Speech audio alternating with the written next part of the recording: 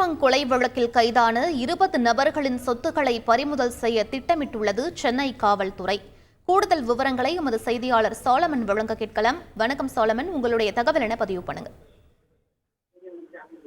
பகுஜன் சமாஜ் கட்சியினோட மாநில தலைவராக இருந்த ஆம்ஸ்ட்ராங் கடந்த 5ஆம் தேதி படுகொலை செய்யப்பட்டார்.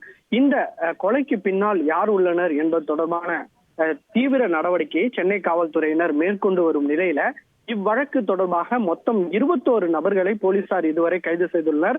அதில் என்கவுண்டர் செய்யப்பட்டார் திருவேங்கடம் என்பவர்.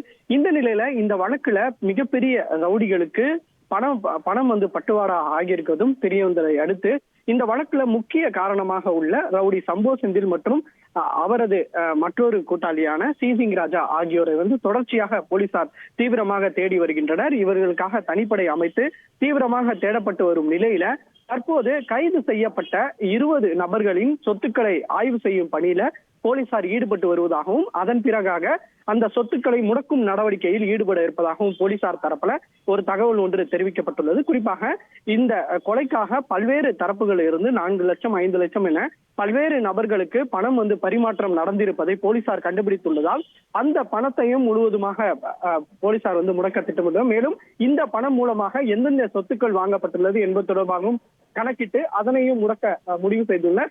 ஏற்கனவே 20 நபர்களின் வங்கி கணக்கையும் போலீசார் முடக்கியுள்ள நிலையில அந்த பணத்தையும் தற்போது பறிமுதல் செய்யும் நடவடிக்கையில போலீசார் ஈடுபட உள்ளதாக திட்டமிட்டுள்ளது. குறிப்பாக எவ்வளவு பணம் இந்த கொலைக்காக பண பரிமாற்றம் நடந்திருப்பது, யாரிடம் இருந்து பணம் டிரான்சாக்சன் ஆகியிருப்பது என்பது தொடர்பான முழு விவரங்களையும் தற்போது ஆய்வு செய்து அதனை ஓரிரு நாட்கள்ல முடக்கும் நடவடிக்கையில ஈடுபட இருப்பதாகவும் சென்னை காவல்துறை தரப்புல ஒரு தகவல் தெரிவிக்கப்பட்டுள்ளது. செய்திகளை உடனுக்குடன் தெரிந்து கொள்ள உடனே சப்ஸ்கிரைப் பண்ணுங்க.